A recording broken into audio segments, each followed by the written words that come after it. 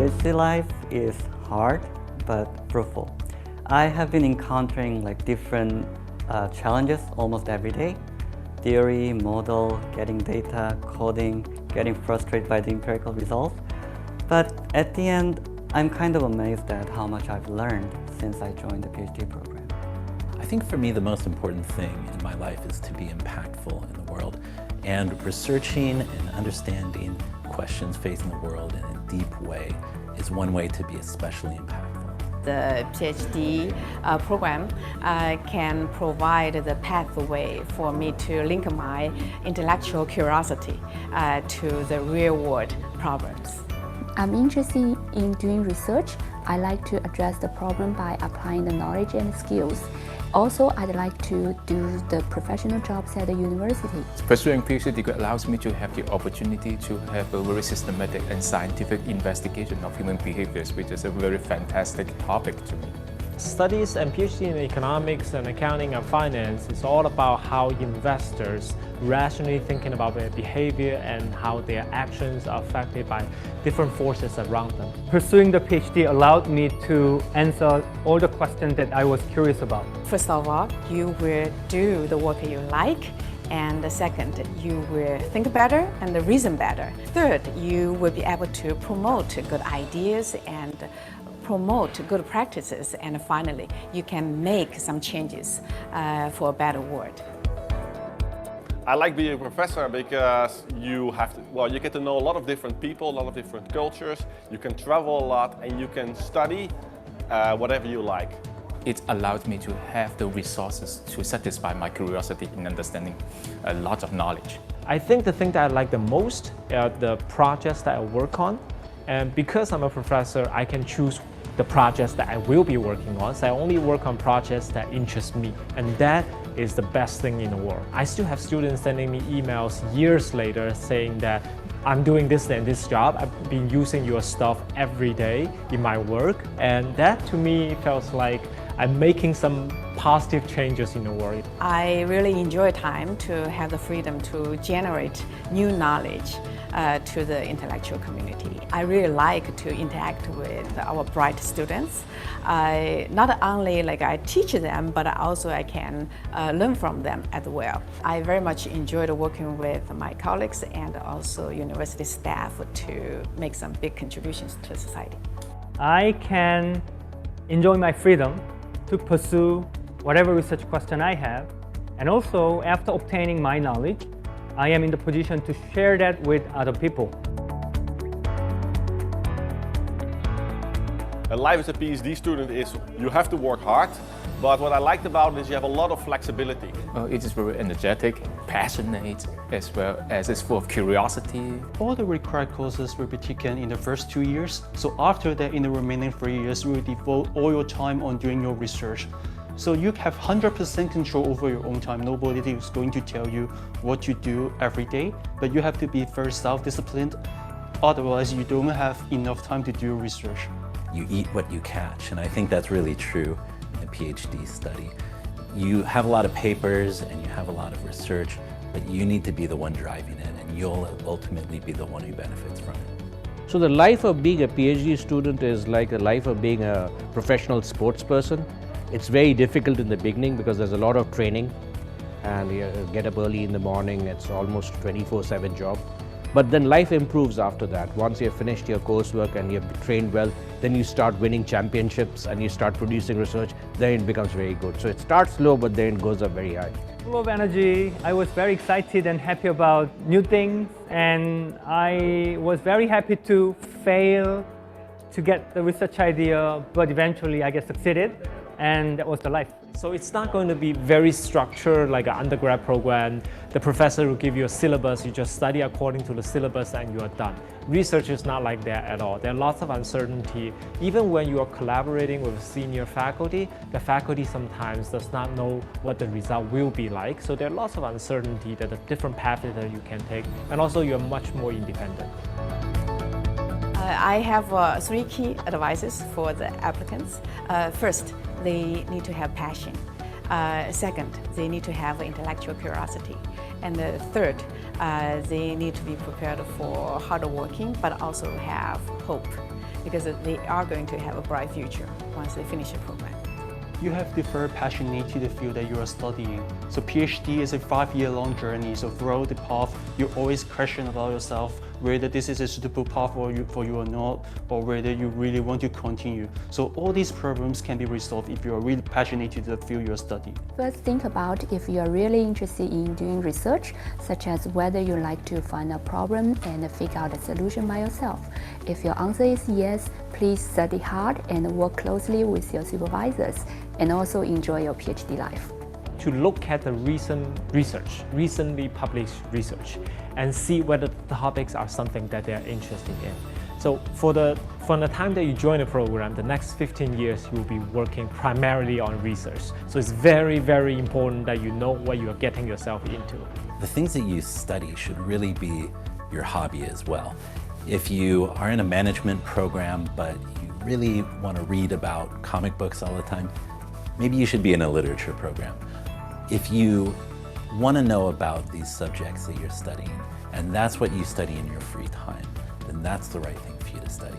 To choose a topic that they're really interested in, and when they're working on this topic, never to give up, because it's a very, very long journey, and sometimes you will have some failures or some difficulties, but you should just be persistent, and when you feel like you're a persistent person, then you can do it. Developing a habit of reading scientific articles from the very beginning. Make it to be like reading magazines. PhD program is not only about accumulating knowledge, but also about producing knowledge. So ask yourself whether you have a question to ask, rather than you are ready to take good exam and get a high exam score. You really need to make sure this is what you want. You can check the profiles of some professors and then our students and their papers, right? So you can read their papers, you try to understand figure out what they are doing in their research, and to check, to ask yourself, is this something like I want to do in the future? UST has a world-leading program, and I find that more and more when I study here. When I compare the kinds of training that I get and the people that I work with, they're comparable to anywhere in the world, and I'm really proud to be getting the best education that I could get anywhere. The environment is very friendly. It's very collaborative. We're open-minded, and at least my door is always open. So any students want to talk to me, they can come and talk to me. We have, seminars, workshops, which give them opportunities to present their research, to talk about their research ideas with us. We as faculties, we are trying our best to support our PhD students. Also, the students tend to have a very good relationship with the professors. We all have open door policy. Most of the students would come to meet us whenever they run into problems. It's a very supportive environment. This program is very rigorously designed. We have faculty from top research programs in the world. And the faculty not only highly intelligent, but also are very caring. Another aspect is we have a very vibrant and a lively PhD community. We have a highly internationalized PhD students from all over the world. There's a lot of autonomy. You're encouraged to pursue your own interests and to drive your own projects. But there's also quite a lot of guidance and support. And you also get to learn a lot from the faculty, and the faculty in HKUST are some of the top people in the field. So it's quite a learning experience as well. You get to learn from the best. Discussion and communication with faculties not only clarify my confusion, but also bring up the new question that's around the boundary of the literature. Some of them are not answered yet, so it is really helpful for me to understand the literature and come up with the new ideas. I got full support from the school. As a PhD student, I have my own office and printing facilities. I have my studentship, and faculty members are very helpful when I need them. They are willing to answer my questions. This is a perfect environment for me to focus on my research. The business school here has very good research resources. The professors, they are all doing research very well, and they are the top scholars in the world. So the students here can obtain very good research training and build their networks in the research field. I think this is a culture with a lot of diversity, very dynamic, as well as full of intellectual challenges.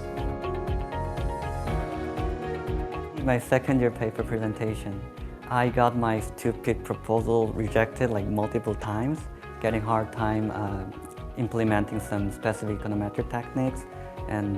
But at the end, I'm kind of very happy to have a solid paper, and I'm glad that my supervisor and other faculty members liked it. I particularly enjoy my time studying with my classmates. So we have a study group. The learning experience is optimized by each of us exchanging our ideas and opinions. So I really love this experience because this is a wonderful learning experience to me. I remember every summer we had some research seminars which were offered by the famous scholars around the world.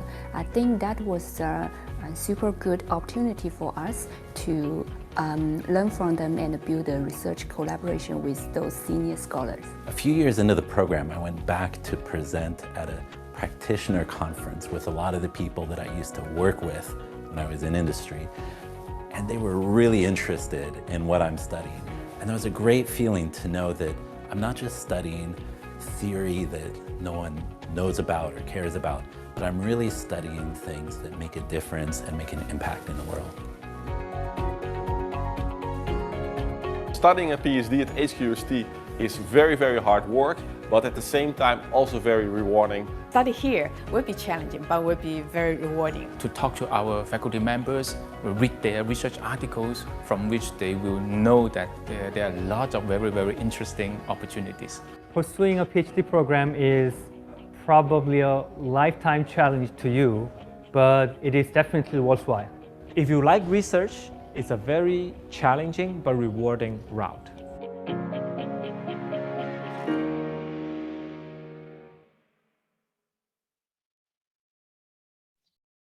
Hello, everyone. Welcome to today's PhD webinar session. All right, a very, very warm welcome to everyone who is joining us today.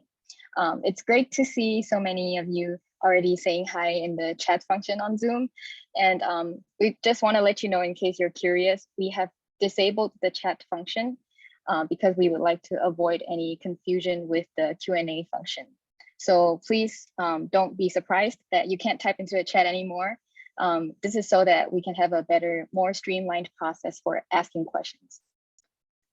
So again, thank you so much for tuning in to HKUST Business School's PhD information webinar. I am the host for today. My name is Linda, and I did my undergraduate studies at HKUST Business School, and I am currently doing a PhD in marketing at HKUST. So it's great to see that so many people are interested in pursuing a PhD over here. Just a quick note, this webinar session will be recorded, and a link to the complete session will be available to you after this webinar.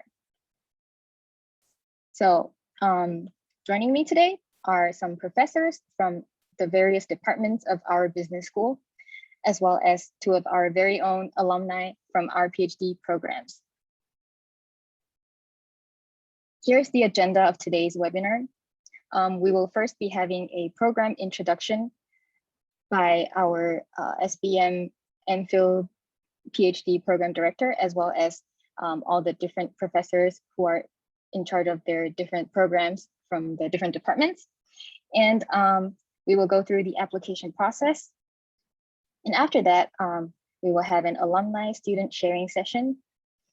And at the end, we will be having a Q&A section.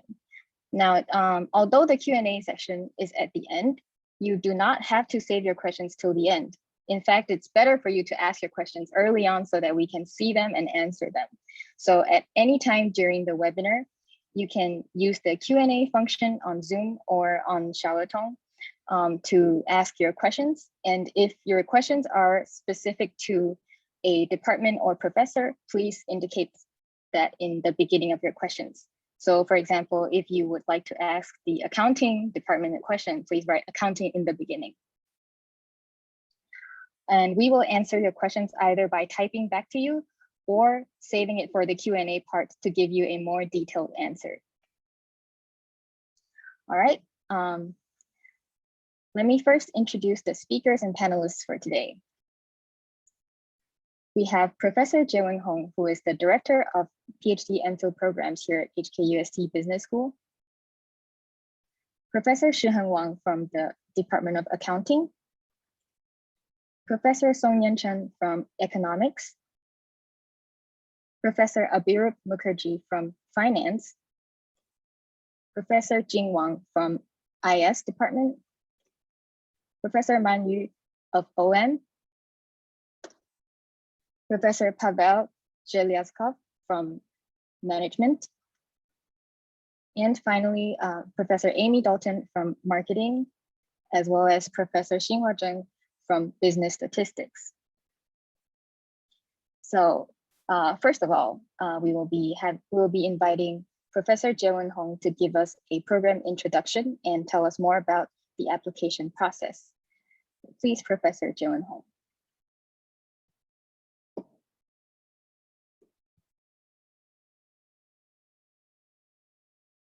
All right. Well, good evening. First, let me give you a very big welcome to all of you for spending this evening with us in front of the computer to attend this webinar. Earlier, before we disabled the chat function, I was able to send you a welcome in the chat function. I see you guys are already making friends. I again apologize that we disable that chat function just so that we can direct all the questions in the Q&A. Otherwise, we will not be able to kind of keep track of the questions in the chat. But any questions, as Linda just mentioned, you can type anytime throughout this webinar and we will take the questions, or either on Zoom, and we're also broadcasting this on Xiaoweitong as well. So we have our staff monitoring the questions on Xiaoweitong as well. So anytime, all right? So without further ado, let me just give you a brief overview of today's kind of our PhD program. I will be addressing three main questions. First, why a business PhD? I think most of you are here, probably maybe half of you, more than half of you here, and you have already made your mind to pursue a PhD in business. So for those of you, I'm just like giving you more confidence in your decision. For the rest of you who have not made up your mind yet, I'm here to convince you why a business PhD is a good idea. And second question I will be addressing is why you should choose HKUST as your choice for your PhD program. And finally, I'm going to get down to the logistics, how to apply. I saw a couple of questions already asking about the application process. So first, why should you do a business PhD? In the warm-up video about the program, you probably noticed that many of our faculty and students mentioned the word rewarding. So why is it rewarding? How is it rewarding? So I would just, among the many different things, I would just highlight three things. The first is, the foremost, is the thrill of research you get from doing a PhD. And it's really, if you like intellectual stimulation, you are curious, you have the curiosity of understanding how certain business problems work and how to improve things, then it's really a good idea to do a PhD and really to find research from a kind of rigorous, how do you solve these problems using scientific methodology. So that's one, intellectual stimulation. And along the way, of course, you would have the joy of making your own discoveries, building your own theories, come up with your own, the methodology innovations. So all these will be part of this thrill of research. And I think no other jobs, is very few jobs will give you this level of satisfaction and rewarding experience. And the second reason, definitely this should not be the main reason you pursue, but it's kind of like a perk, is the freedom. And I'm talking about the freedom not in terms of scheduling, like you have a flexible working time, but also you have the flexibility of choosing that your passion, what you are passionate about, what topic you're interested in. It's a little bit like, being an entrepreneur. You have the freedom to choose the area that you're going to probably initially for projects, later on for dissertation, and after you get your faculty job, the projects you're working on. And finally, you will be really working with some of the brightest minds, not only in Hong Kong, but also worldwide. And earlier in the video, you saw that we have renowned experts in different fields coming to UST for visit. And you also have the opportunity really to go out into different institutions and exchange your ideas with these bright minds. And of course, last but not least, you will be making an impact on the practice of business. So without further ado, let me kind of, switch gear a little bit and tell you a little bit about what you do after business PhD. First, actually, this will be the primary destination for HKUST Business PhD graduates. That is to become faculty at business schools, research business schools, hopefully. And if you become a business school professor, like we are, the panelists, we are all, your primary job will be conducting research. And of course, teaching will be part of your job as well. And on the side, you probably will do some collaboration with industry or consulting. And in addition to becoming business school professors, some of our graduates also go to research institutes, governments, NGOs, and a small fraction of them will go to industry. So if your primary objective is, I want to go to the industry after my PhD, then probably should consider kind of a different program like MBA or sometimes a different program might suit you better. All right, now let me move on to my second question, which is why should you choose HKUST as your destination for PhD? Well, first, I think probably most of you know that HKUST Business School is a very highly ranked business school, and UST as well. We are #1 according to Times Higher Education 2018. We're the world's #1 young university ranking. Our Kellogg HKUST joint EMBA program has been ranked #1 for many years. And same goes for our full-time MBA. We're Hong Kong's #1 for a number of years. And we have just introduced the Asia's first digital MBA as well. And I think for PhD, there's one ranking you should be particularly focused on, and that is research ranking. Research ranking, we're very proud to say that according to UT Dallas ranking, which is the most credible source of research ranking, we're the Asia's #1 since 2005. And we also have the highest percentage of 4-star and 3-star the articles in many departments by Hong Kong UGC. And I think a second attractive point you should consider is your faculty, because in your 5 years as being doing PhD, your faculty are your mentors. They're also your mentors for your future career, and perhaps you work like a colleague. So it's very important you work with credible, like excellent in research, but also a diverse body. And this is exactly what UST faculty are. We have more than 140 faculty coming from 20 nationalities, and all our faculty receive PhD from prestigious universities around the world, which I'm not going to in detail, and they're just listed here. So we really pride ourselves in our excellent faculty, and these are really first-class scholars in the world in any fields.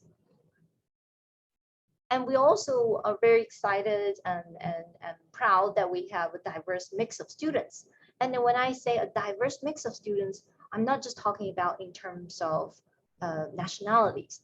Diversity is not only regional, but also come from a wide variety of academic backgrounds. Some people have the misconception that if you pursue a business PhD, you have to have an undergraduate degree in business. That's not true. If you look at on the right column, we have some of our PhD students, undergraduate majors in computer science, economics, engineering, math, psychology, sociology, statistics, you name it. So I would not say that definitely business undergrad is not a must. So don't be afraid. If you have the passion for doing research and you think that you like intellectual stimulation and you have the curiosity, you definitely should try it out. We have these 8 fields of study: accounting, economics, finance, information systems, management, marketing, operation management, and statistics. So later on, each of our department PG coordinator will be sharing their specific information, so I won't go into detail now. I want to give you kind of quick overview of how your 5 years, or sometimes can go into 6 years in the program, what they look like. So in the first 2 years, you will be enrolled in the MPhil program, or if you're admitted under a direct PhD scheme by the government, you will be directly entering. But the first 2 years, you're essentially doing exactly the same thing. That is building the foundation through taking a lot of coursework. And in the meantime, you will be also talking to professors and attending seminars to really understand and discover your research interests. After first 2 years, you will move on to the next stage, which is working on your thesis and research projects. In the meantime, you will be also attending conferences and present some of your own research and really focusing on research at this stage. And in your final year, you'll be finalizing and defend your thesis, as well as going on to job hunt. It's mostly our graduates are going on academic and job market, right? Okay, so I know one thing on your mind is probably financial, right? Because you are going to devote yourself in for 5 years of full-time study, right? So this will, don't worry, we will provide full financial support throughout your PhD program for at least for 5 years. So all the admitted students are offered financial support, full financial support. They are in the form of either postgraduate studentships, right? What we refer to as PGS, and I will refer to this in later slides as PGS. Another scheme, which I will elaborate a little bit later, is called Hong Kong PhD Fellowship Award and HKPFS. So those two are slightly different in terms of amount of stipend, and the number of years are slightly different. But the second one is more prestigious. You get more stipend. But even with our postgraduate studentship, you're fully covered. You will have like no problem. You will actually, some of our PhD students actually were able to save some money at the end of it. So definitely, I will show you amount later on. So that's no problem. So don't worry about financial. In addition, we also have different sources of funding to support our PhD student.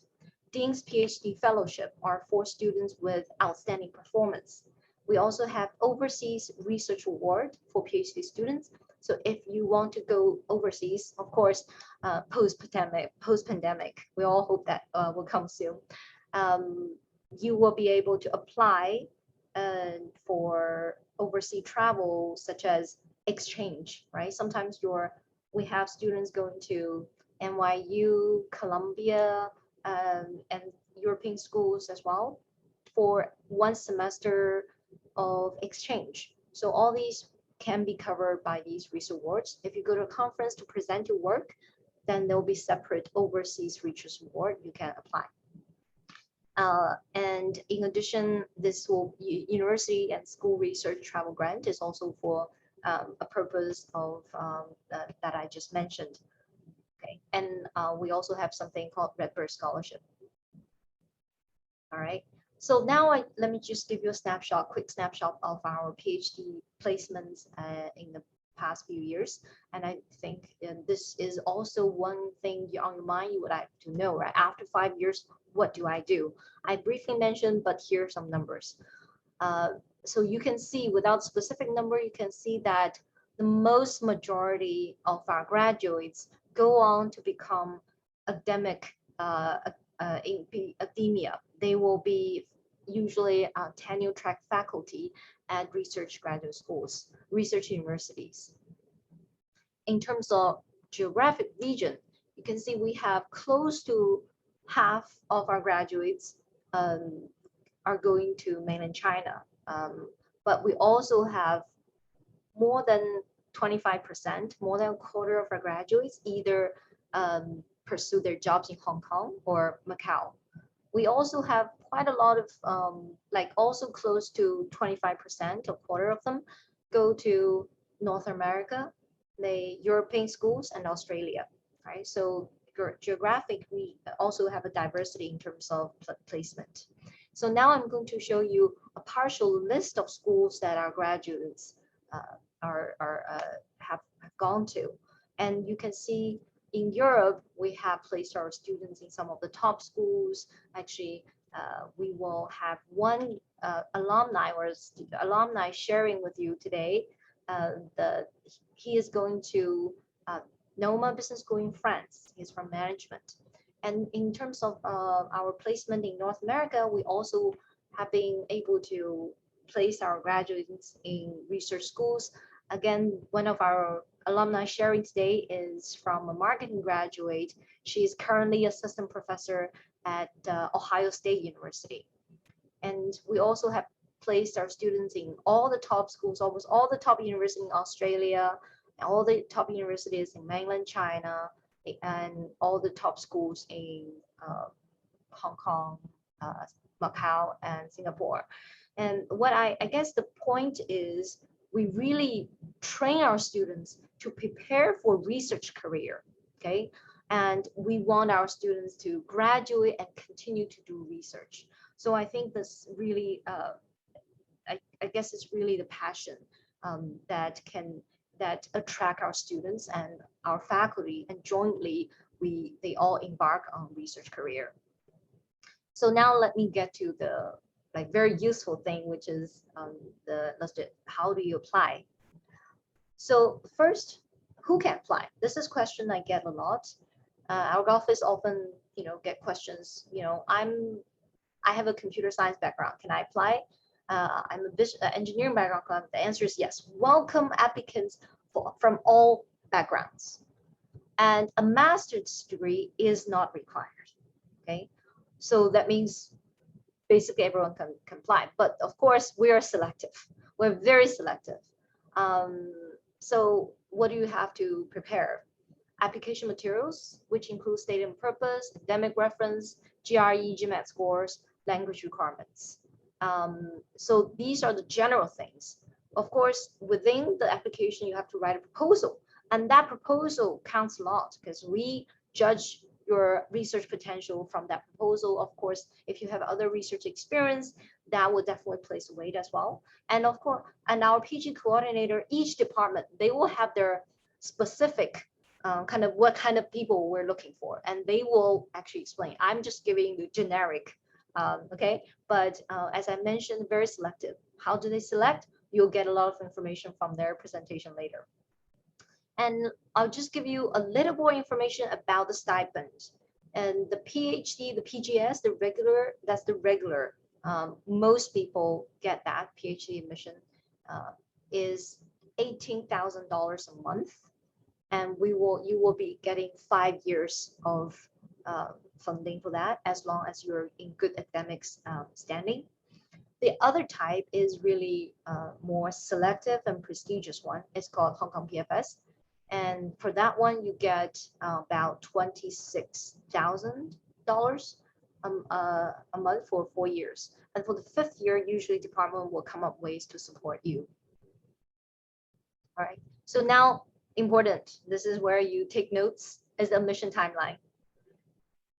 For HKPFS, the system will open on September 1st at noon. So this is where you can officially apply. And the deadline is December 1st, okay? And what you need to do is you make initial application through HKPFS website. If you're by computer, just Google it, HKPFS, you'll see their main website. And when you go there, you will get a reference number. And then you complete your application on UST website, and you have to quote that HKPFS reference number, right? And a friendly reminder, you have to put HKUST as your first choice, because if you are excellent enough and to be awarded HKPFS, usually they will require you to go to your first choice. So if you really want to come to UST, then you would need to put UST as your first choice when you register to get that reference number. Okay, so here's the URL for you to apply and get your reference number. But I'm sure you can just Google and find it. All right, so in addition, okay, let me just explain a little bit more about HKPFS. So there is absolutely no downside in applying to HKPFS, other than the fact you have to act early. Because even if you're not selected for HKPFS, you will be automatically considered for the regular PhD, the PhD admission process. Okay, so it's like you're applying one and then you'll be considered for both schemes. So there's absolutely no downside. And that's why I think you should definitely do that if your timeline allows. Okay, but for some reason you cannot make it before December 1st, then will you definitely lose the opportunity to be considered for HKPFS. And then you have to do the regular admission on our website. And this one also opens on September 1st. And then different departments have different deadlines, which are shown here. But as I mentioned, do the HKPFS, because even if you're not selected for that one, you'll be automatically considered for the regular, right? So absolutely no downside. Okay, so now that's it for my presentation. I hope you seriously consider HKUST for your future PhD study. And if you have any questions, feel free to send us an email anytime, or just simply type your question in the Q&A session.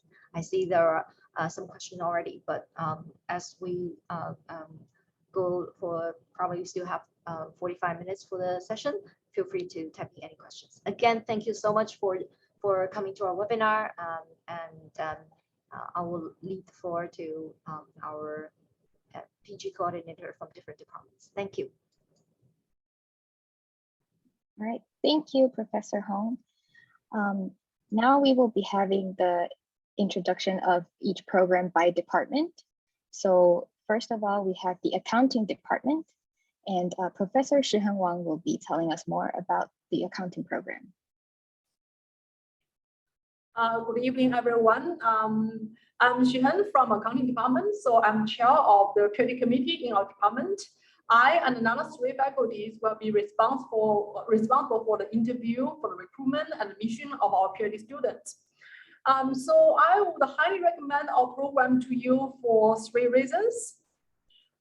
First, our department has a group of extraordinarily productive, intelligent, and creative faculties. So based on the publication record in the top 3 accounting journals between 2015 and 2019, and based on the UT Dallas ranking of the top 100 universities worldwide, including those top universities in the US and Europe, Hong Kong UST is ranked top 30 around the world and ranked #1 in the region, including Hong Kong, Singapore, and mainland China. And secondly, our faculties conduct research in broad areas and disciplines. So you can easily find some faculties share similar research interests with you. For example, our research areas covers financial accounting, capital markets, international accounting, financial intermediaries, auditing and corporate governance, and Chinese-related topics. So in addition to these traditional and classical research areas, we also actively participate and conduct research in the most cutting-edge areas recently, such as the big data and machine learning, and the disclosure policy of environmental, social, and corporate governance, and its impact on corporate business and investment decisions. And the third reason I want to recommend our program is about our job placement of our graduates. So you can easily see from the list that we place our graduates to the top universities in Europe, in Australia, in Hong Kong, in mainland China, and Singapore. And in the next 3 to 5 years, we want to target and send our best students to the top US schools. So if you join us, what we expect you to fulfill in the next 4 to 5 years. First, as Professor Jiewon already explained, you will be fully funded with scholarship every year. And then in the first 2 years, you will take about 12 to 14 courses from accounting, finance, and economic department. So accounting is not a standalone discipline. It is closely related to finance and economics. So the coursework is to help you build up a solid and a comprehensive theory foundation and research skills. And then by the end of the second year, you need to fulfill 2 missions. First, you need to take a qualification exam, which will comprehensively examine and test your academic performance in the past 2 years, your knowledge accumulation in the past 2 years. Next, you need to conduct independent research and write up a thesis. After you successfully fulfill these 2 missions, you will be granted a master's degree in philosophy and then officially move to the doctoral program. So in the 3rd and 4th year, you will work on your dissertation. And in addition, we expect you to cooperate and work with other faculty to develop as many project or research papers as possible. As I just mentioned, that in the next couple of years, we want to send our best students to the top US schools. So this means we need to improve the competitiveness and the visibility of students in the US schools. So our faculty will use our networking and the relationship with the scholars and the faculties in the US schools, and then send our students for exchange program for at least 1 semester and sometimes even 1 year longer. So in the past couple of years before COVID-19, some of our students visited Michigan, Columbia, Georgetown University, and some other schools. So hopefully COVID-19 can get over as soon as possible. And then by the time you join our program, you will have chance to join those overseas exchange programs. So in the 5th year, it's time to wrap up your thesis and then for the job hunting. So the job market usually starts in the mid of the fall term and end in April next year. So in the end, what kind of qualification we are looking for from our PhD candidates? First, we emphasize about your academic performance in your undergraduate and master program. So we will look into the details of a transcript, or you whether take any qualification exams, for example, whether you get the qualification of CFA or CPA. Secondly, we'll look into your research potentials. So we will look at your recommendation letters from the faculties or professors in your undergraduate or master program.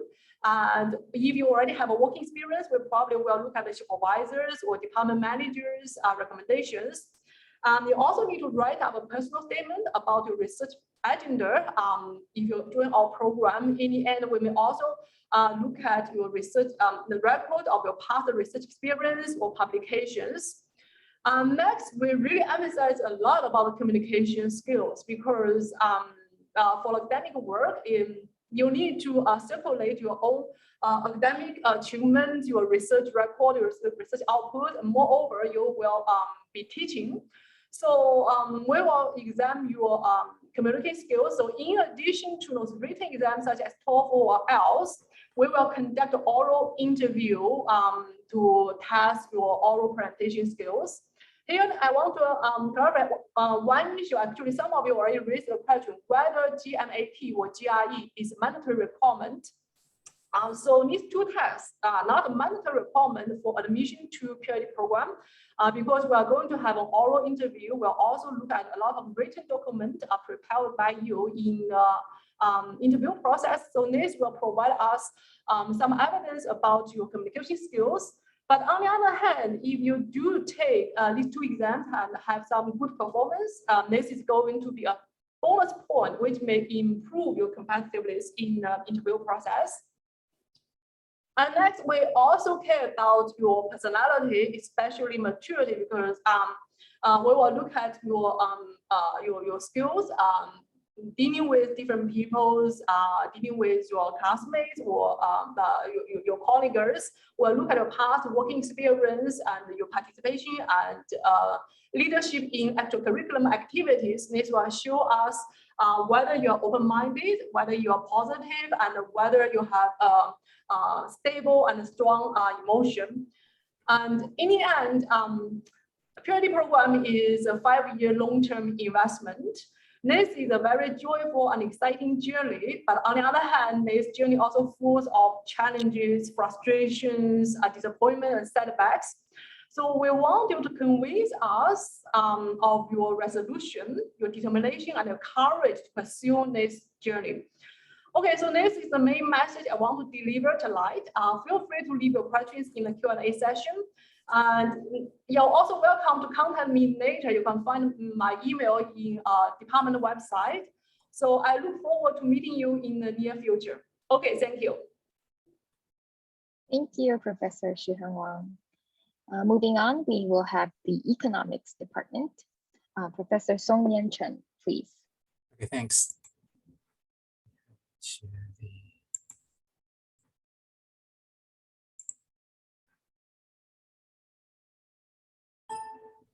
Okay, great. Okay.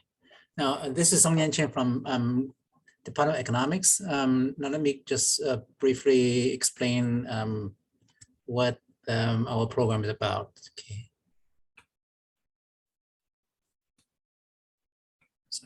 Okay, first, let me see if it was about the application and admission process. As in other departments, we welcome students from very different backgrounds, whether you have a master's degree or not. Okay?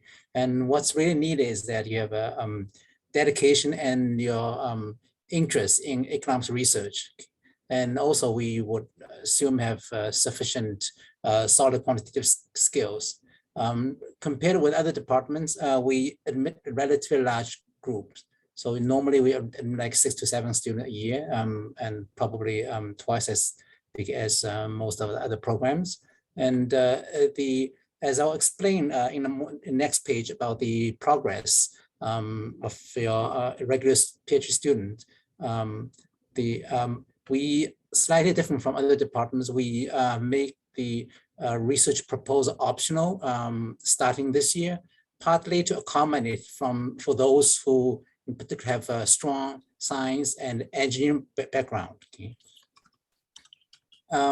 In terms of the types of research we conduct here, and that includes theoretical as well as empirical research, and includes all areas of economics, including macroeconomics, microeconomics, econometrics, labor economics, development, trade, international trade, and the other areas as well. Now here's the kind of support we provide by the department. In addition to the support provided by the university, our own department also provides conference support, and also we provide funding for students to attend summer schools and short courses. And then typically in later years, you are in consultation with your supervisor, you would have opportunity to sort of visiting or exchange out to other universities, depending on your research interests and research progress. Now, here's kind of a progress you can expect. In the first year, we will expect to take courses, and at the end of the first year, namely the summer of the next year, second year, you're going to take qualifying exams in macroeconomics and microeconomics. Once you pass the qualifying exams, then in the second year, we'll start working on your MPhil thesis. At the same time, you also expect to take some additional courses. And starting year 3, you expect to work on your PhD thesis. And hopefully the second year PhD thesis is also of a high quality, so that can be included as part of your PhD thesis. Okay. Now, in terms of jobs placement, mainly I think 90% or above end up in academia. So then about 20 to 30% of the students working in Hong Kong, Singapore, UK schools, and the rest mostly working top mainland universities. Okay.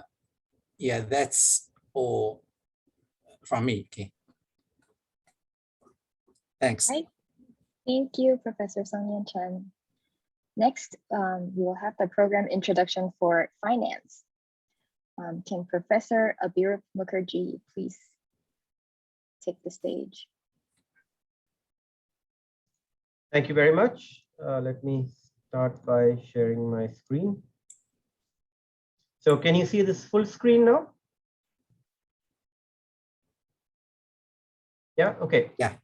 So this is just to introduce the finance PhD program here at HKUST. Let me start at the end. So the finance program has been able to attract students who have placed pretty well.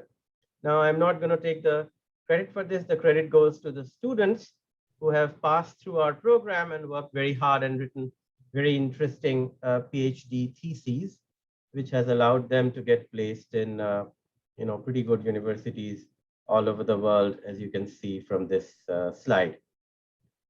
Now, in terms of going back, so you need to figure out, well, if you want to get placed in one of these schools, then what do you have to do? And so if I think about the first requirement in a research program, that is the quality of your research. And here I've put up a list of papers which are not published by faculty at HKUST, but these have at least one PhD student co-author on the paper, and that's published in the top tier journals in finance. So, and I'm looking here only at the last 5 years. So you see some of these papers really have sort of managed to convince the editors and referees at these really tough to publish journals that our PhD students are doing impactful work. The other important thing here is that this means that in our program, we do not teach our PhD students merely as research assistants to the professors. So, for example, when you work on a project, oftentimes the project turns out to become a co-authored publication with the faculty who is collaborating with you on the project. And if I might mention some of these papers, for example, the RAPS, Review of Asset Pricing Studies paper in 2016 and so on, these are single authored PhD student papers published in top journals. So they do not entirely rely, our students do not entirely rely on your faculty supervisor for their ability to publish in good journals. Now, the other measure which people use to sort of figure out impact of research is where people are talking about your research. And for our PhD students, we've been fortunate that their work has managed to arouse interest in a variety of different sort of financial publications. So you have the Wall Street Journal, the Financial Times. They have all published articles talking about research work done by our students at HKUST. Our student papers have also been awarded. For example, one of our students won the Western Finance Association Best Student Paper Award given by the USC Marshall School of Business. So this is sort of considered the most prestigious PhD student award in the entire world that you could win in finance. And of course, there's the LBS Wheeler Institute Award and all of that. But now coming to more important things, who is it that we feel are really suitable for our PhD program? So we want people who can think independently. We are not looking for those who are trying to extend existing research. We are not looking for those who are only willing to work on, the professor's ideas. We are willing and able to help you if you have your own idea, your little piece of research that is going to help the world think about an important problem differently from how we are used to thinking about the problem. We want people that are ambitious, that ask questions that society cares about. We want people who are creative, who not only ask interesting and important questions, but can find different answers, new ways of answering questions that are important to us. Quantitative ability to solve problems is of course important, but I would sort of suggest that almost all our applicants have good quantitative ability. So it is the real differentiator here is creativity in your problem solving approach. Finally, and most importantly, we want people who enjoy their research, who are not doing it to get a job or to keep a job, but who are really truly passionate about research, really truly want to study and find out creative solutions to important problems. That's ideally suited for our program. Thank you very much. All right, thank you, Professor Abhirab Mukherjee. Next, we will be having the program introduction for information systems by Professor Jing Wang.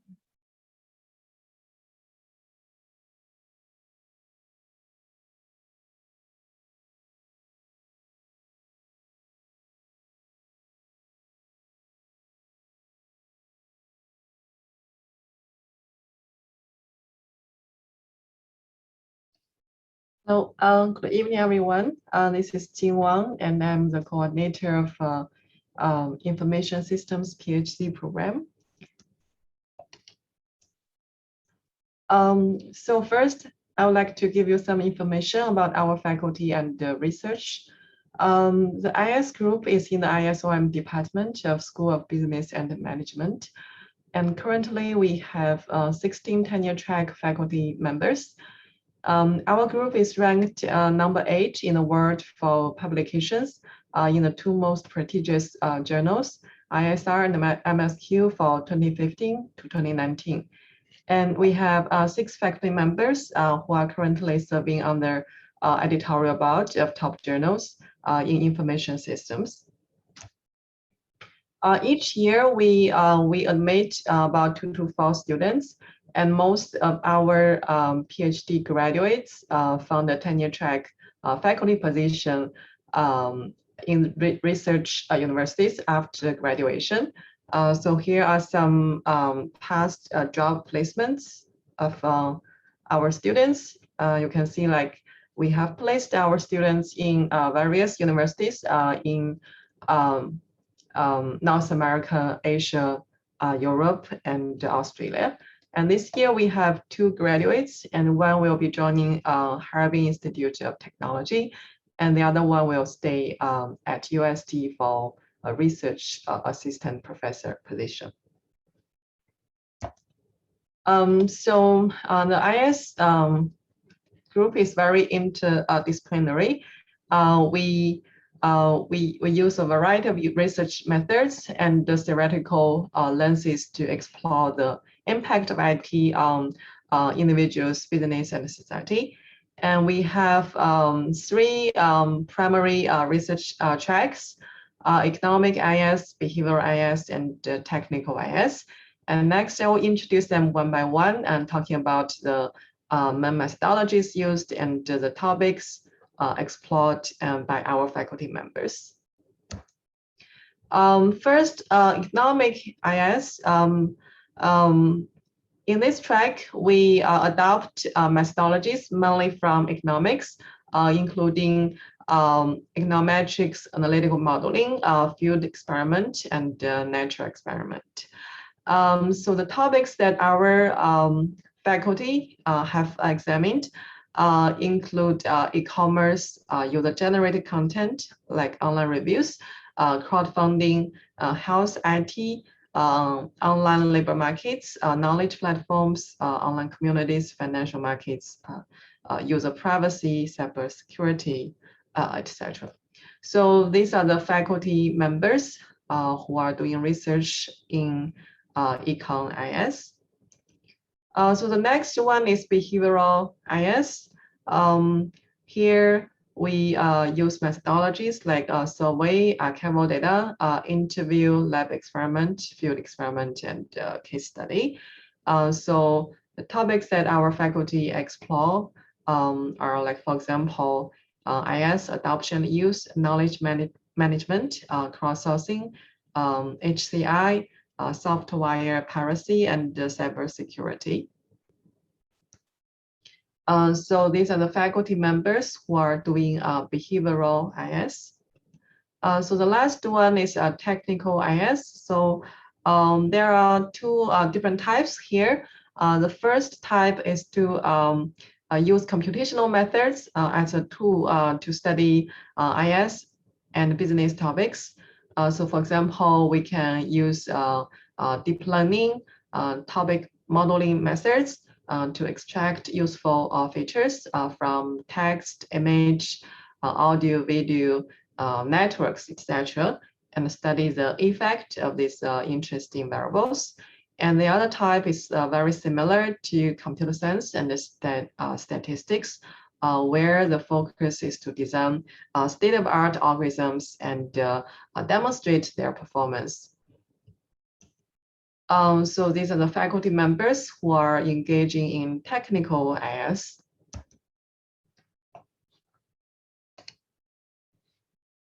Okay, so who can apply?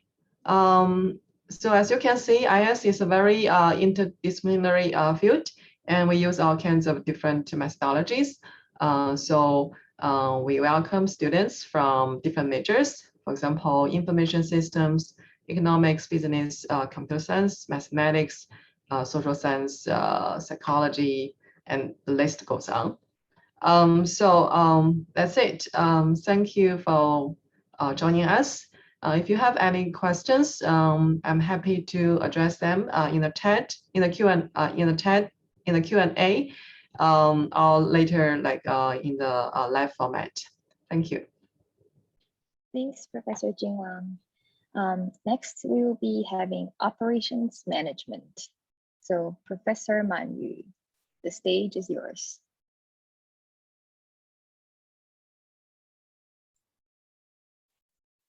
Thank you, Linda. Good evening, everyone. Hello, this is Man Yu, and I'm the PhD coordinator in operations management. Okay, the OM PhD program at HKUST is a premium program for innovative research. Our faculty has been consistently ranked top 20 in operations management research worldwide. There are three main research areas in our OM department. First, supply chain management, which examines a wide range of important issues in supply chains, such as inventory management, information, collaboration, and coordination. Second, pricing and revenue management, which lies in the interface of OM and marketing. And studies important business decisions related to pricing, capacity, consumer behavior, learning, and etc. Last but not the least, business analytics, which applies state-of-art analytical techniques to explore operational data and gain insights into real-life OM problems. Here at the OM department, we are proud to have a world-class faculty. Specifically, there are 5 full professors. All of them are recognized worldwide as leaders of their research fields. Because of this, all of them have been invited to serve on the editorial boards of various top journals in the field. For example, management science, operations research, and manufacturing and service operations management. Among them, Professor Shaohui Zheng is the leader of our OM faculty group and also head of the department. He is an expert in dynamic inventory control and has been serving as an associate editor for operations research for about 15 years. Professor Eberhard is a distinguished chair professor and a leading researcher in supply chain management. He has been serving on the editorial boards for MS, OR, and AmSum for 20 years. In addition, we have 2 associate professors, including myself, and 4 assistant professors. All of us hold PhD degrees from top business schools in North America or Europe, and are active and productive researchers in our respective research areas. All of our PhD students receive solid training in various quantitative research methodologies and techniques, ranging from basic statistical modeling to advanced stochastic analysis and economic theories. In addition, all of them spent 3 to 4 years conducting independent research guided by our faculty. These courses and the research experience prepare the students very well for a successful career in academia. By the time of their graduation, most of the students have papers either accepted or in the pipeline for publications on top journals. Thus, our students have been doing very well on job markets. For a few examples, our graduates have been serving on the faculty of the Chinese University of Hong Kong, Shenzhen, Huazhong University of Science and Technology, Xi'an Jiaotong University, University of Wisconsin-Madison, Renmin University of China, and then Fudan University. So now, who can apply? In fact, there's no restriction in terms of your major. Right? No matter whether you are a student in business, engineering, or science, as long as you are interested in operations management and have a strong quantitative background, we welcome your application. If you have any question during your application, feel free to drop me a line anytime. Looking forward to reading your application and to welcoming you to our departments. Thank you. Thank you, Professor Man Yu. The next presentation will be from the management department. So Professor Pavel Zhelyadskov, you may begin your presentation. Okay, let me share my screen. Okay, so hello everyone. I'm Pavel Zhelyadskov, one of the members of the PhD committee of the Department of Management. So it's a pleasure to give a quick overview of our program, our faculty members, and our students. Now, our program has two distinct academic tracks. The first one is focused on macro questions. So those are things that typically relate to the level of the organizations. For example, what kind of strategies lead to sustainable competitive advantage? How do the dynamics between the CEO and the board of directors affect the outcomes of the organizations they lead? How do the networks of relationships between companies, such as strategic alliances or investment relationships, affect their ultimate outcomes? The scholars in that area typically draw on a variety of disciplines, such as sociology, economics as well, and typically explore empirically those questions either through qualitative research, such as interviews and case studies, or through econometrics of panel data sets, like, for example, historical data about the performance of companies.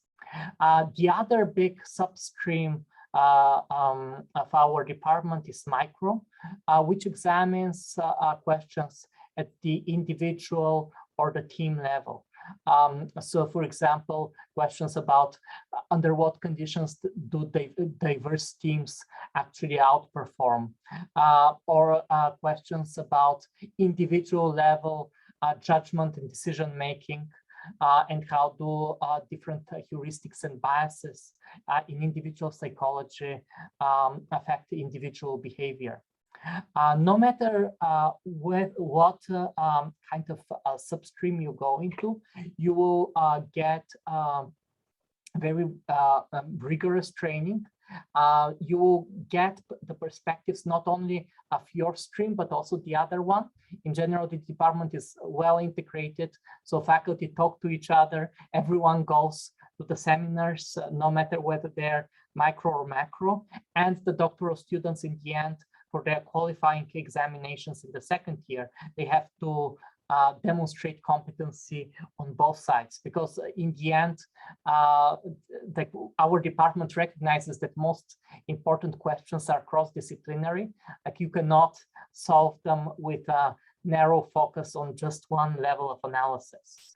And across both streams, we have a world-renowned and caring faculty group, just like in the other departments, and also a very diverse and collegial student body. Just some pictures of our faculty, like hailing from some of the world's best programs, like Harvard, Stanford, Columbia, INSEAD, LBS, and so forth, with very diverse interests. So on the macro side, our department has particular strengths in top management teams, corporate governance, entrepreneurship, and social networks, especially inter-organizational networks, and on the as well as international business. How could I forget? And then on the micro side, some topics of special interest for our faculty include cross-cultural management, innovation and creativity, judgment and decision making, as well as conflict management and negotiations. Our faculty are highly productive in the field. So typically our department is ranked in the top 20 or top 30 worldwide in the UT Dallas rankings, and always first in Asia. And beyond that, our faculty also shape the fields. We have a lot of members on the editorial boards of prestigious journals that you will be aspiring to publish a few years from now as rising scholars, places like the Academy of Management Journal, Administrative Science Quarterly, Journal of Applied Psychology, and so forth. And just as for the other departments, the research of our faculty has also attracted extensive media coverage from all kinds of frequently read popular journals. Moving beyond the faculty, we have also a lovely diverse group of PhD students. Typically, we bringing about 2 to 3 students per year, like roughly equally split between the micro and the macro track. They represent diverse demographies. Quite a few of them are from China, but we have also students from Italy, from India, from Korea, Singapore, USA, and so forth. We admit students with both bachelor's degree only and master's degree only. Again, some of the intrinsic qualities such as motivation, commitment to research, academic performance, no matter at which academic level you have completed. Like this is all, these are all important considerations for our admissions. And you can see there is a wide variety of disciplines from which our successful candidates hail. You also see a variety of institutions from which our past successful candidates have come. So not only schools in Hong Kong, but also top schools in mainland China, as well as schools internationally, like places like the University of Cambridge, University of Southern California, Iowa State University, and so forth. We also have had a very successful placement record. The vast majority of our graduates find tenure-track academic positions in both in Asian schools, including virtually all top-tier Chinese schools. Also, we have a strong record of placing students in European schools. In fact, Anran Lee, one of our graduating PhD students, will be talking later about his placement at Neoma. And also we have placed students in North American and Australian universities. So overall, the future is bright as long as you put in the effort and build yourself as a scholar. Our department is characterized by very intense faculty and student collaborations. So our students are encouraged to start doing research as full participants, and full co-authors, faculty members, starting from their first year, and are regularly present on the publications of our faculty members in the top tier journals. We also have a student-initiated brown bag seminar that is the venue to get a lot of constructive critique, both from your peers, but also from the faculty who regularly attend. And the department offers a lot of resources and support. So whether it is in the form of financing the research, like via various grants, sending students on exchange programs. So for example, we have had students go on exchange programs in Wharton, University of Pennsylvania, and other top tier institutions. And we have a behavioral lab, which is especially important for students on the microsite, where experiments, including with undergraduate students, are especially important. There are a variety of resources you can look at for more information about our program. You can ask also Ruby Chow about the logistics and the administrative aspect of applications, and Melody Chow is our PhD coordinator for the program. And especially, she's the co-chair on the microsite. Also, don't hesitate to get in touch with me if you have any questions, especially on the macro site, which I represent. So thank you very much, and I look forward to reading your applications. Thank you, Professor Pavel Jelyaskov. Next, from the marketing department, we have Professor Amy Dalton, who will be telling us more about the marketing PhD program.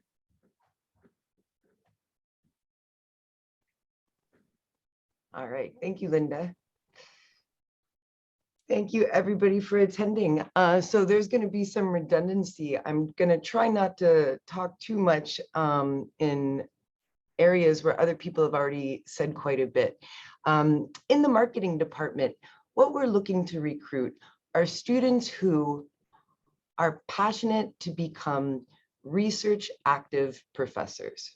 So I'm seeing a lot of questions in the chat, and so I'm kind of responding as I see some of these, but this is really what we want. We want people who want to do top-notch academic research, publish it in journals, get a great job at a research university, and go on to make us proud. That's what we want. So it doesn't really matter what kind of background you guys come with. I think some of the other faculty have said that about their own programs. You know, there's a lot of different research going on in our department, so you don't necessarily have to have a business background. So Linda, our host for the webinar, she did her undergrad in business here at UST, and she was a marketing major. And so now she's one of our PhD students. But actually, it's quite common for people that enter the PhD program with backgrounds in econ or backgrounds in psychology. I actually had a background in psychology, experimental psychology, not clinical. So, you know, whatever your background is, you could potentially apply for the program if what you're interested in is doing research. The most important thing, I think, from students' perspective is picking a university where you're going to be trained to do top-notch research. And so, of course, as all the other faculty, I have to toot the horn of the department. So people are trained at top-notch universities. It's a very international department, and we sort of pride ourselves on that. And then when you look through the top journals in marketing and people's roles in those journals, serving in the editorial review boards, or even as associate editors, or even editors. So that's a good way to gauge the quality of any department. Where do these people publish, and do they have positions of authority and responsibility in their fields in these editorial roles? So check, check, check. Okay, so the kind of research that we do in our department, there's basically 3 umbrellas of marketing research. There's people who do strategy research, people who do consumer behavior, and people who do quantitative modeling. Nobody in the UST faculty does strategy research. So if you're interested in a PhD in marketing, but you're interested in doing strategy research, you'll probably be much happier applying to other programs whose research interests might more map onto your own. In our department, there's the consumer behavior, which is studying basic psychological processes and or how people make judgments and decisions. And that kind of research is experimental research primarily, and sometimes people do field experiments, but largely it's experimental. And then on the other side, we have the other half of our faculty are doing quantitative modeling. So this can be analytical modeling, so just using economic theory to build models, or it can be data-driven. So you acquire data sets and you analyze those data sets to find patterns in those data. So consumer psychology and quantitative modeling. There were some questions in the chat about things like how strong your math skills have to be. Obviously, it depends. If you want to go on and do quantitative modeling, you have to have a very diverse set of quantitative skills compared to if you want to do experimental consumer behavior, which is largely based in statistics. Okay. All right, and now how do we make all this happen? So we have a behavioral lab.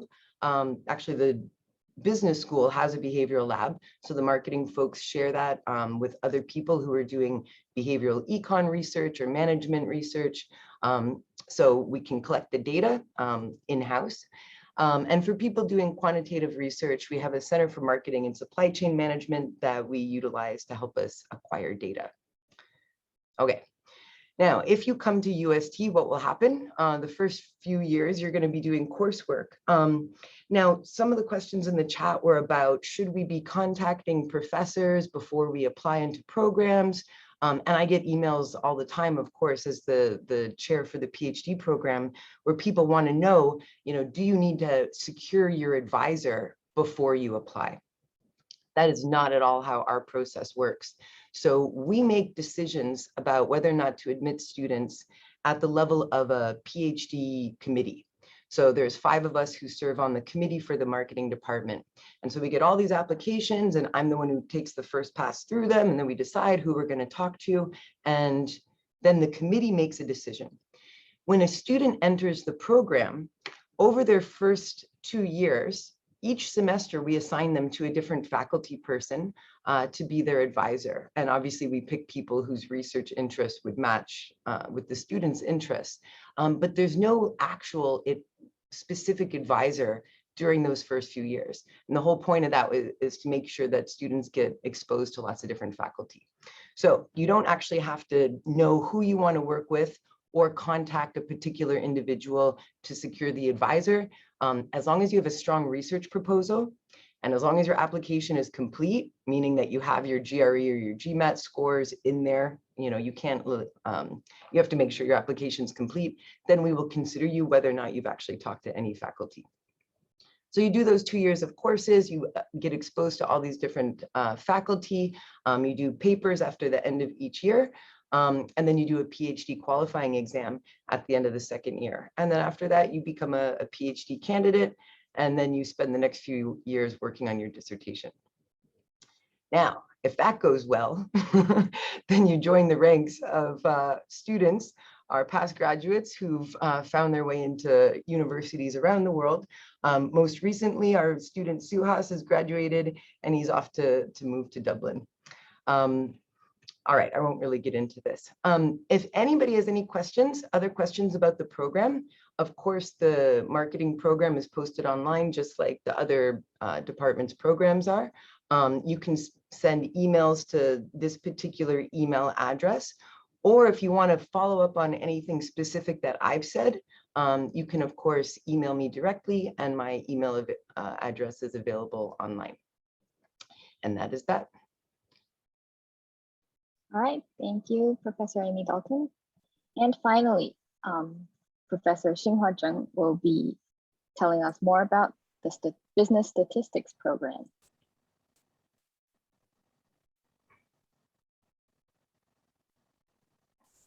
So Amy, I need you to force a stop or sharing.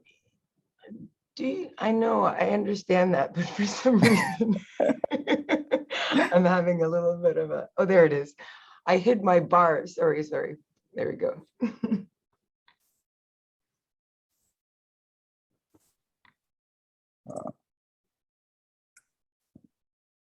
All right, so good evening, everyone. I'm Xinghua Zheng. I'm director of PhD.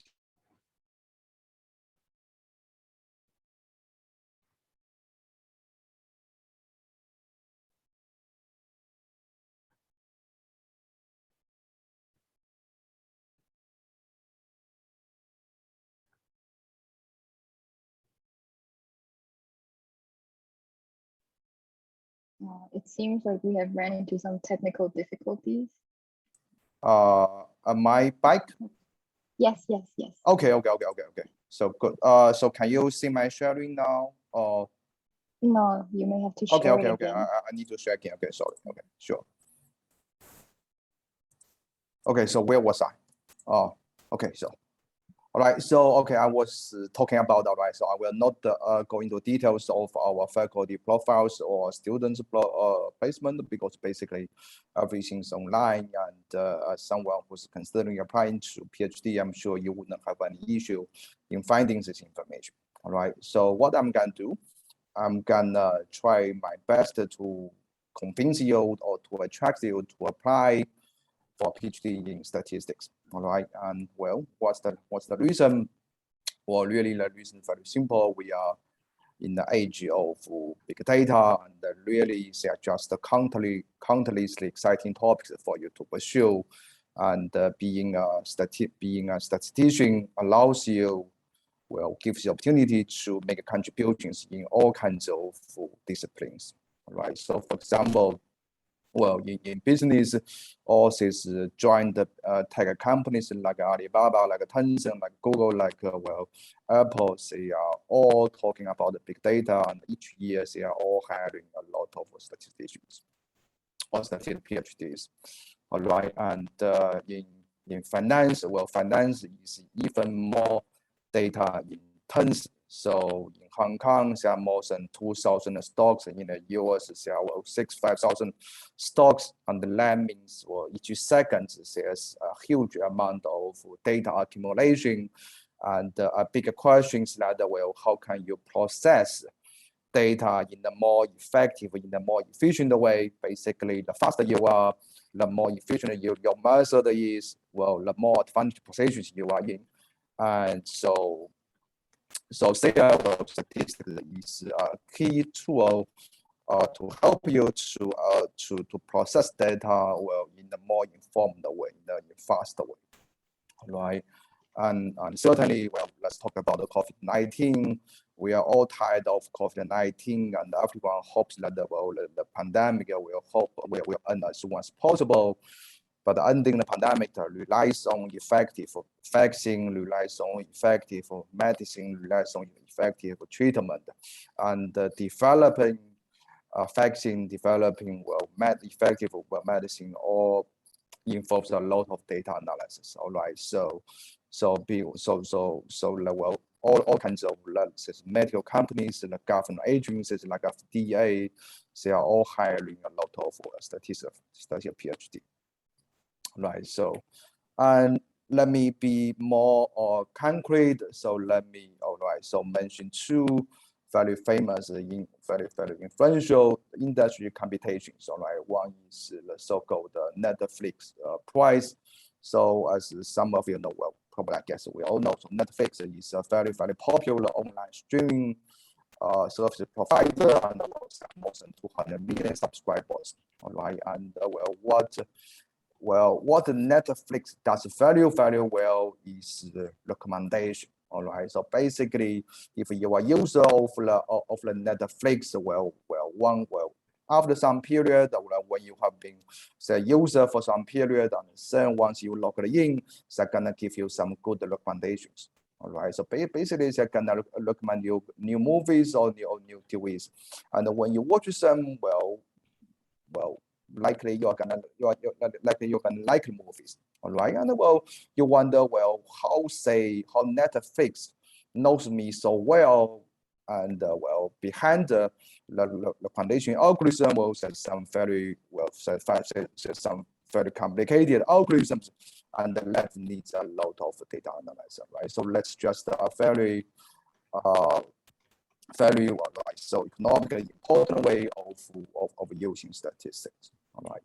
Another one is again so it's a computation initiated by Zillow. So Zillow is a U.S. online real estate marketing company, and basically what they do is they provide housing information. All right, so rental information, housing information, and they have something so-called they estimate. Basically, for each house, they provide estimated values.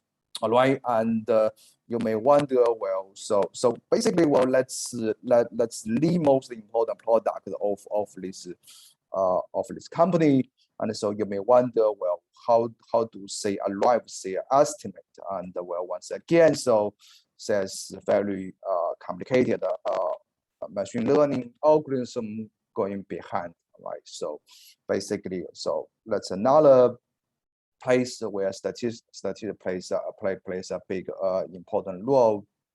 And coming back to COVID-19, learning statistics can help you make informed decisions. For example, some of you may have heard about this Cape Cod COVID-19 outbreak. Basically, so this place is a very popular tourism destination in the US, and around July 4th, the Independence Day, there was huge gathering, and as you can imagine, there's gonna be outbreak afterwards. All right, but indeed, there was outbreak afterwards, and what's very concerning is the following. So first of all, about 94% of the cases were fully vaccinated. All right, that's one. And the second number says that 95% were fully vaccinated. All right, so we're talking about 95% of such a very, very high percentage of vaccination, and then a very high percent of cases which are vaccinated. All right, and the question is that, are the numbers telling you that the vaccine was not effective?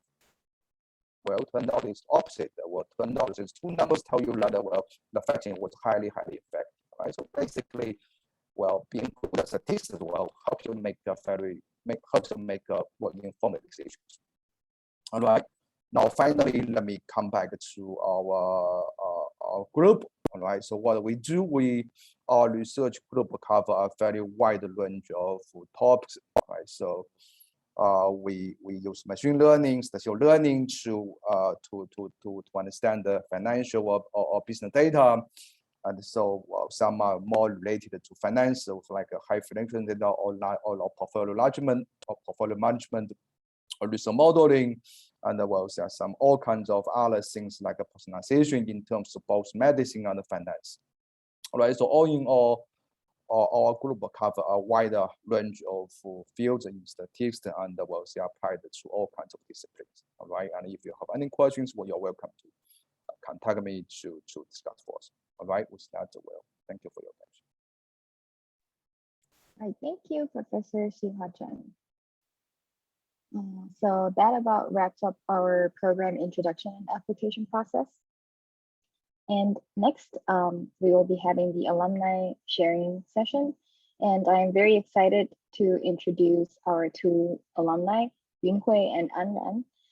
So Yunhui Huang is graduate of the PhD in marketing program here at HKUST, and she's currently an assistant professor at Ohio State University. And Anran Lee is he graduated from the management program just this year, and he will be placed at Neoma Business School as an assistant professor. So maybe Yunhui and Anran, you guys can say hi. Okay, can you guys hear me or see me? We can't see you, but okay, now we can. Yeah. Okay. As long as you can hear me, that's fine. So my name is Yunhui Huang, and I'm currently an assistant professor in marketing at Fisher College of Business, the Ohio State University. And I graduated from UST in 2019, and I study consumer behavior.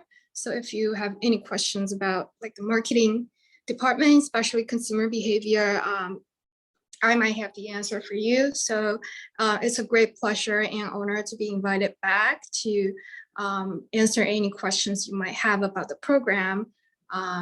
So that's it for now. Hello, everyone. This is Aaron, graduated from Management Department with specialization of strategic management. I just finished my PhD defense and graduated from Management Department this year. I will be heading towards France as assistant professor in September. So if you have any questions regarding the application of the PhD in management, especially from the macro side, the strategic management and organization theory side, please feel free to contact me. Thank you. All right, so thank you. It's so great to see you both. I have prepared a few questions for you guys. Maybe you guys can take turns to answer. So I think I'll just ask you guys two questions. First is, what made you decide to get a business PhD and why in HKUST? And second of all, what was your experience like working with the faculty over here? You wanna go first?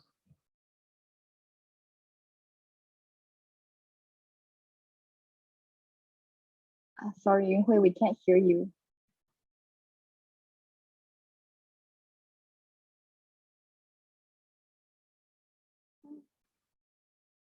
To study, to be a university professor, do research and stuff. But I do have a hard time deciding on which, discipline to study. So I actually experienced with economics. I actually, before coming to the Hong Kong UST, I attended the graduate program in Fudan University, but I left, actually majoring applied economics, but I left in the middle and reapplied because I've always interested in individual consumer behavior, like how people make judgment and decisions. But at the same time, I also wanted to stay in the business school. So that's why I want to pursue a degree in a business degree in marketing.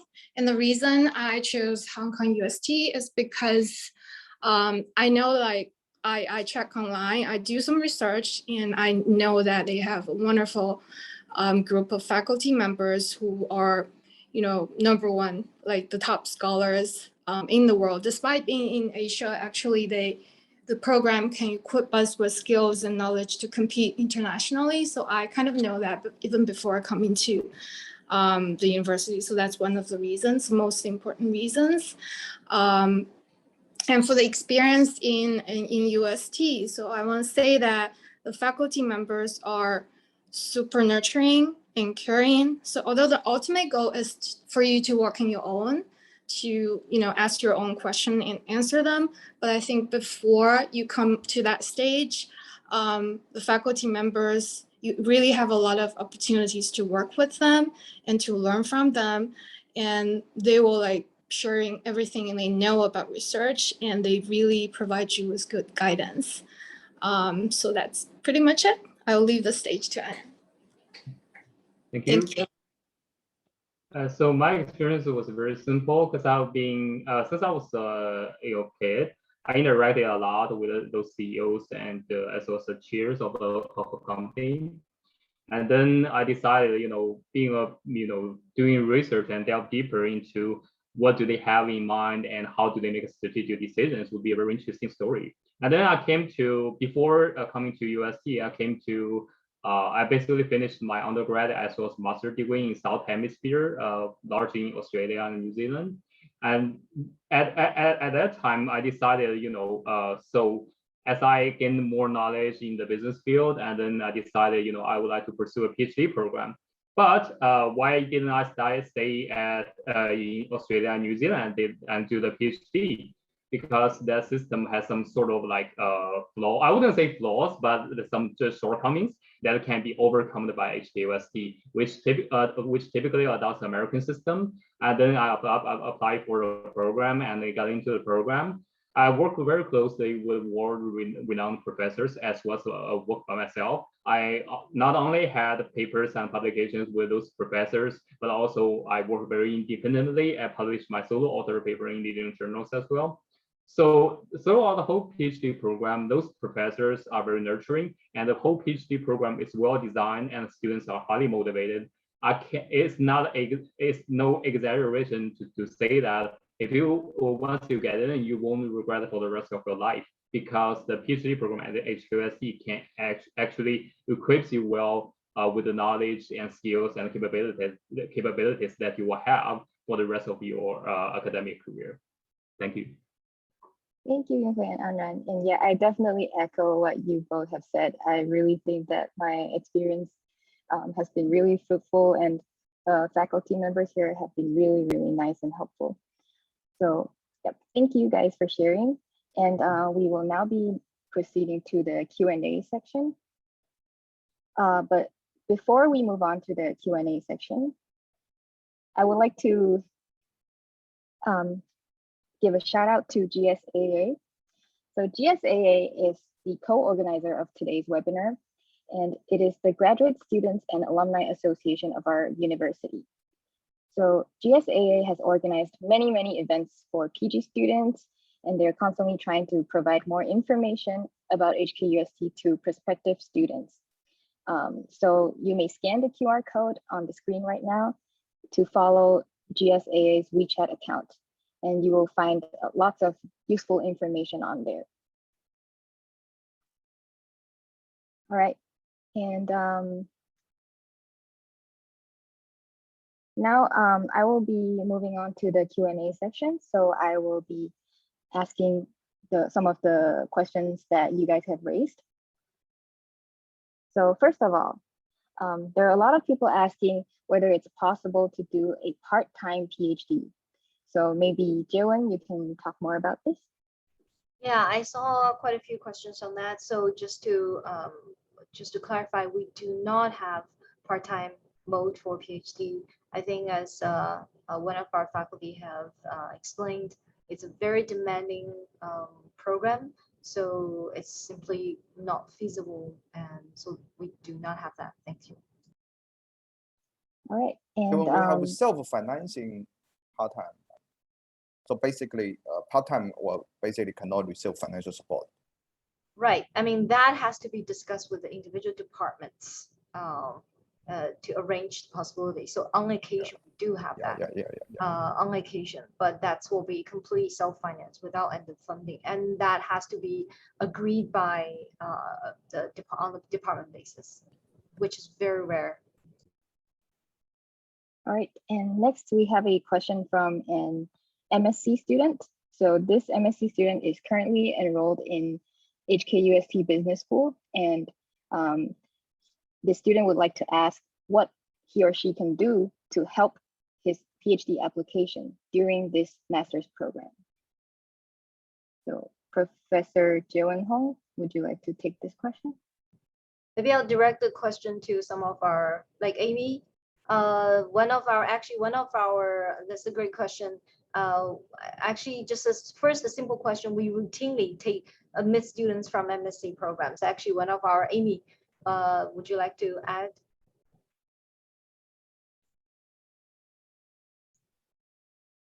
Yes, we do have students in the PhD program, well, student in the PhD program, who were formerly one of the MSc, a student from one of our MSc programs. I think, it's hard for me to speak on behalf of the other faculty, but I happen to teach in the MSc program, and I introduce them to research in that program, which is, I think, the reason why then some people realize that they have a passion for research, because otherwise they may not have ever been exposed to it if it were not for in these classroom environments. And in a sense, it can give students a leg up, because if they were a student in one of our classes and then they come to us with interest in the program, of course, we already have somewhat of a relationship with them. So I think they can understand more clearly what they're getting into as a PhD student. But there's very little overlap in the content. I mean, if any overlap in the content of what a student will learn in an MSc program and the coursework required for an MPhil program. I mean, there's like night and day. It would be incorrect to think that somehow doing an MPhil and PhD would be somehow a natural progression from doing MSc, because it is not. It's a totally different type of program. Am I answering that adequately? Yeah? Yeah. Okay. All right, and another very common question is, do we have to contact professors before applying to the PhD programs? So would any professor like to take this question?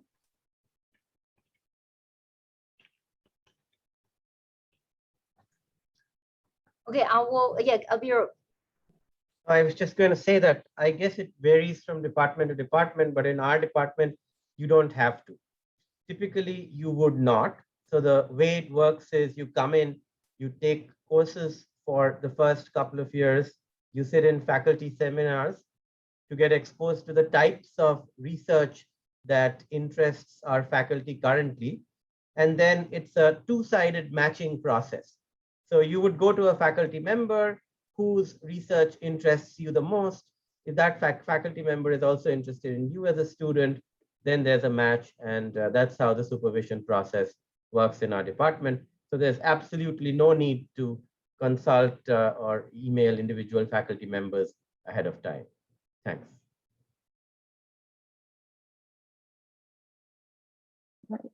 I think we have answered most of the questions in Zoom by typing back to you.